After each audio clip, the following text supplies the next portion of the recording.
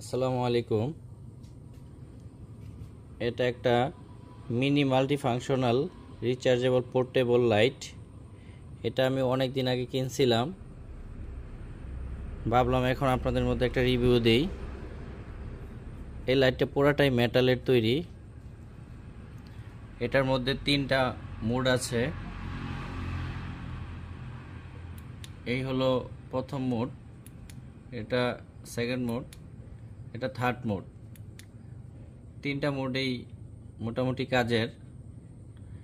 এই লাইটটা এরকম করা স্ট্যান্ড করে 3 নম্বর মোড দেওয়া মোটামুটি ছোটোখাটো অনেক কাজ করা যায়।